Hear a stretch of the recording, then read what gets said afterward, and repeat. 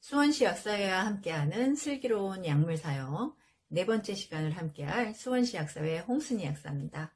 오늘은 약물의 부작용과 여러 질환으로 많은 약물을 복용하게 될 때 주의해야 할 다른 약물이라든가 아니면 건강기능식품, 음식에 관해서 알아보도록 하겠습니다.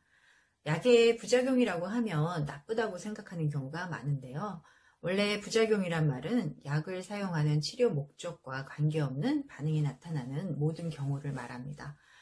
예를 들면 혈압약인 경우에 혈압을 조절해줘야 하는데 어지럽거나 아니면 저혈압 같은 여러 불편한 증상이 나타나는 경우를 말합니다.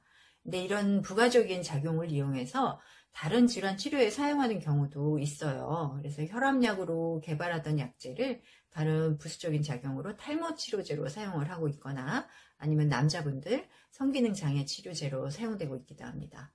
또 감기약 드시면 졸음 오는 경우 많으셨잖아요. 이 졸음 부작용을 이용해서 수면제로 사용하는 경우도 있기는 합니다. 이렇게 부작용을 다른 치료 목적으로 활용한 경우도 있긴 하지만 오늘은 몸에 해로운 반응을 나타내는 약물 이상 반응은 어떤 것들이 있는지 알아보겠습니다.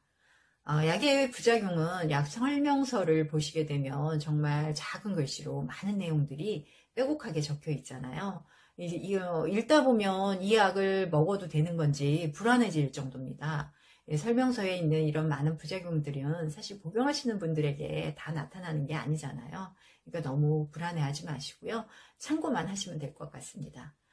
부작용은 정확한 용량을 사용하지 않은 경우에도 발생할 수도 있지만요. 용법대로 정확하게 복용을 했는데도 환자분의 건강 상태라든가 아니면 약물 대사 효소 같은 체질적인 이유로 생기는 경우도 있습니다. 그럼 부작용, 이상 반응에는 어떤 것들이 있을까요? 우선 흔하게 나타나는 부작용으로는 위장 증상이 가장 많은데요. 약을 먹고 속이 좀 불편하고 속이 쓰리거나 소화가 잘 안 되면서 설사나 변비가 생기는 경우입니다. 소화장애라든가 속쓰림은 이미 잘 알고 계시는데요. 설사나 변비 같은 경우에는 약 부작용이라고 생각하기 어려운 경우도 간혹 있습니다. 물론 약 때문이 아니라 음식물에 의한 경우도 있기 때문에 증상이 나타나면 의사나 약사에게 꼭 상담하시는 게 좋습니다. 또 앞에서 얘기했던 감기약의 경우에 일부 성분은 졸리거나 또 입이 마르고 소변 보시기 힘든 증상이 나타나는 경우도 있습니다. 그래서 감기약이 단기간에 잠깐 복용하기는 하지만 평소에 소변 보시기 힘드신 경우에는 일반 약을 구매하실 때도 꼭 확인하시고 복용하셔야 합니다. 또 어르신 가장 많이 드시는 약 중에 하나가 혈압약인데요.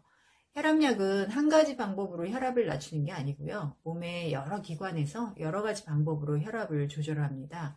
그래서 어떤 성분의 혈압약은 기침이 나는 부작용이 생기는 것도 있어요.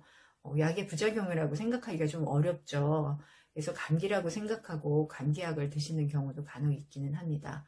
그리고 또 혈압약의 부작용 중에 하나가 혈액이 정체가 되면서 발목이 부어오르는 부작용이 있는 경우도 있거든요. 그리고 또 심혈관계 질환이 있으시거나 아니면 스텐트 시술 하신 경우 있잖아요. 이럴 때 혈전제 복용하시게 되는데 이런 경우에는 혹시 내가 부딪힌 기억이 없는데도 몸에 멍이 들거나 아니면 혈변을 보시는지 한번 잘 관찰해 주실 필요가 있습니다. 그리고 또 두 번째로 많이 드시는 약 중에 하나죠. 당뇨약 드시는 경우에 가장 큰 부작용은 저혈당과 탈수 증상인데요. 이 증상 잘 알고 대처하셔야 됩니다. 물론 한 번이라도 혹시 경험해 보신 분들은 미리 잘 알고 대처하시는데요. 식은땀이 나거나 어지럽고 또 의식이 흐려지는 증상이 있는 경우에는 굉장히 위험하실 수 있습니다. 그래서 이럴 때는 항상 포도당 캔디나 초콜릿 휴대하셔야 됩니다. 또 관절이 노화되면서 생기는 통증이 있으시거나 또 신경에 이상이 생겨서 저리고 아프신 경우들 많이 있으시잖아요. 이럴 때 신경외과, 정형외과 진료 받으신 후에 복용하시는 약 중에 근육을 풀어주는 약이나 또 신경통약의 경우에 좀 졸리거나 어지럽거나 할 수 있는 약들이 있습니다. 그래서 혹시라도 복용하시고 많이 불편하고 어지러우신 경우에는 의사나 약사에게 알리셔서 조정하실 수 있는지 한번 확인해 보시고요. 또 평소에 움직이실 때 굉장히 천천히 움직이셔야 됩니다. 이건 제가 실제로 겪은 일이기도 한데요. 남자 어르신께서 이런 약을 드시고 있었는데 그냥 뭐 평소처럼 그냥 선자세로 아래 바지를 입으시다가 넘어지신 경우가 있었습니다. 그래서 실제로 미끄러져서 넘어지시는 경우도 있지만 이런 어지러움으로 넘어지시는 경우도 굉장히 많이 발생을 합니다. 그리고 장기간에 여러 가지 약을 복용하시다 보면 미각 이상이 오는 경우도 있는데요. 맛을 잘 모르게 되는 경우도 있고요. 또 지나치게 입맛이 없어지면서 식사하기 힘들어지시는 경우가 있습니다. 이럴 땐 뭐 약의 부작용일 수도 있지만 또 약물 대사에 필요한 영양 성분이나 아니면 미네랄, 비타민 이런 것들이 과도하게 소모되면서 생기는 경우도 있어요. 이럴 때는 꼭 알려서 한번 상담하시기 바랍니다. 말씀드린 증상 외에도 약을 복용하시기 전하고 조금이라도 좀 다른 몸의 반응이 있다면 이게 부작용이 맞는지 망설이지 마시고 꼭 문의하셔서 확인하시면 되고요. 한 번이라도 부작용을 경험을 하셨다면 경험했었던 약물의 이름을 정확하게 알고 약국이나 병원을 이용하실 때 반드시 알려주셔야 됩니다. 다음은 약의 상호작용인데요. 약의 상호작용은 동시에 여러 약을 드시는 경우에 함께 복용하시게 되면 서로 흡수를 방해하거나 부작용이 생길 수 있는 경우를 말합니다. 약의 상호작용은 개별적으로 드시는 약제마다 다르기 때문에 약을 드실 때마다 병원과 약국에 현재 복용하는 약이 어떤 약인지 알려주셔서 확인하는 게 가장 정확한데요. 오늘도 약국에 오신 환자분께서 나 위장약 먹고 있어요. 허리 아픈데 약 먹고 있는데요. 피부과 약 먹고 있습니다. 라고 하시는 경우가 정말 많거든요. 근데 사실 이렇게 알려주시면 각 과마다 쓰시는 약이 너무 광범위하기 때문에 저희가 안내해 드리기가 어려운 경우가 많아요. 그래서 약의 이름을 정확하게 알려주시는 게 좋은데요.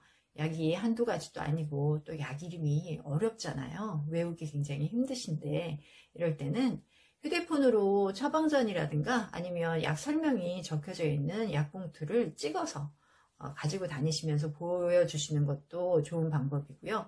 또 현재 복용하시는 약물이 적혀있는 약봉투를 가져오셔서 보여주시는 방법도 좋습니다.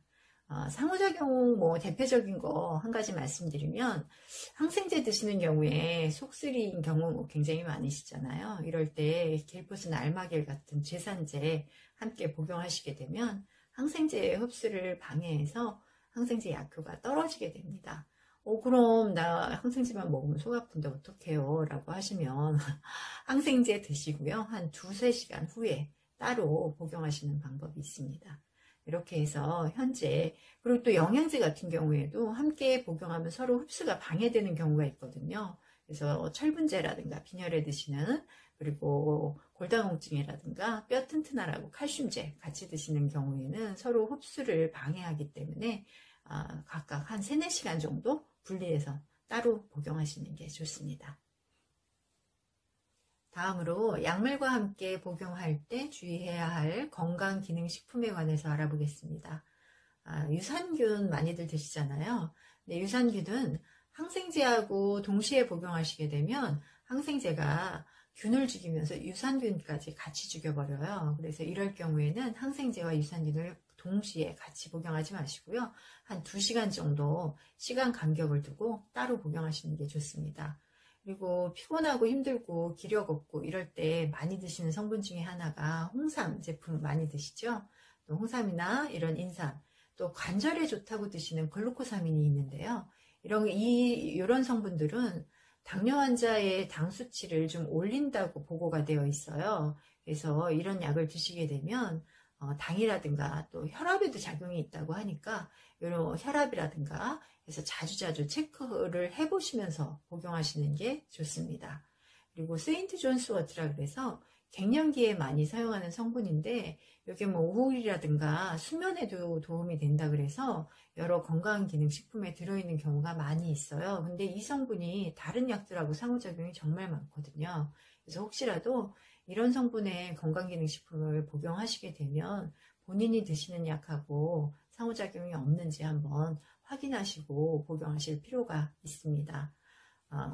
의약품 영양제 같은 경우에는 사실 약국에서 구매를 하시게 되니까 약사와 상담하면서 한 번쯤 체크를 하실 수가 있는데요. 건강기능식품의 경우에는 약국이 아닌 곳에서도 구매하실 수가 있어서 누구에게 물어봐야 될지 좀 어려우실 거예요. 저도 어르신댁 방문을 해보면 여러 가지 건강기능식품이라든가 영양제 그리고 또 처방약까지 함께 드시고 있는 경우를 많이 보게 되는데요. 본인이 불편한 증상에 이게 맞는 성분인지 또 다른 영양제나 다른 건강기능식품하고 함께 먹어도 되는지 그리고 지금 드시고 있는 처방약하고 함께 먹어도 괜찮은 건지 다시 한 번 더 확인하시고 복용하셨으면 좋겠습니다. 마지막으로 약을 드실 때 주의해야 할 음식입니다. 어르신들 불면증이 굉장히 많으시잖아요. 그래서 힘드셔서 수면제 복용하시는 경우가 많으신데 이 수면제가 몸에 별로 좋지 않다고 알려져 있어서 될 수 있으면 안 드시려고 많이 노력들을 하시잖아요. 그래서 이제 수면제 대신에 술을 먹는 경우가 굉장히 많으세요. 근데 술을 드셨는데도 잠을 못 이루시는 경우면 수면제를 또 추가해서 드시는 경우도 간혹 있더라고요. 근데 이렇게 술을 드신 상태에서 수면제까지 드시게 되면 뇌에 이중으로 작용을 하게 돼서 굉장히 위험하거든요. 그래서 절대로 술을 드시고 추가적으로 수면제를 드시면 안 됩니다. 그리고 이제 다음으로 주의해야 될 음식 중에 하나가 자몽 주스가 있는데요. 뭐 자몽을 어르신들이 일부러 찾아 드시진 않지만 요새 시판되는 자몽 주스가 굉장히 많이 있더라고요. 근데 이 자몽 주스가 고혈압 약이라든가 고지혈증 약하고의 상호작용이 굉장히 많이 있어요. 그래서 혹시라도 이런 약제들을 복용하시게 되면 자몽 주스는 안 드셔야 됩니다. 그리고 또 주의하셔야 될 것들이 혹시라도 이제 뭐 물로 다 약 먹기가 조금 불편한 상황이 있어서 드시던 녹차로 약을 드시는 경우도 간혹 있으실 수 있을 것 같은데요. 이 녹차의 성분이 약물의 흡수를 막는다고 알려진 것들이 많이 있어서 혹시라도 녹차로 약을 복용하시는 것은 피하셔야 됩니다. 그리고 뭐 즙을 드신다든가 이럴 경우에는 다른 미네랄이라든가 이런 것들과 상호작용들이 많이 있기 때문에 뭐 음식으로 드시는 경우에 반찬이라든가 이런 거는 상관이 없지만 뭐 야채즙이나 이런 거를 드실 때는 본인이 드시고 있는 약과 상호작용이 없는지 한 번쯤 확인해 주실 필요가 있습니다. 그리고 저희가 간혹 빈속에 약 드시면 안 돼요 라고 하면 우유 먹어도 되냐고 하시는 경우도 간혹 있으신데요. 우유나 커피 같은 경우에도 약물 흡수를 방해하는 성분들이 많이 있기 때문에 절대로 같이 드시면 안 됩니다. 그래서 약을 드실 때는 꼭 맹물로 그냥 물로 드신다 생각하시면 될 것 같습니다. 오늘은 약의 부작용과 함께 드실 때 주의해야 할 건강기능식품이나 음식에 관해서 알아보았습니다. 올바른 약물 사용으로 건강한 100세를 기원합니다. 감사합니다.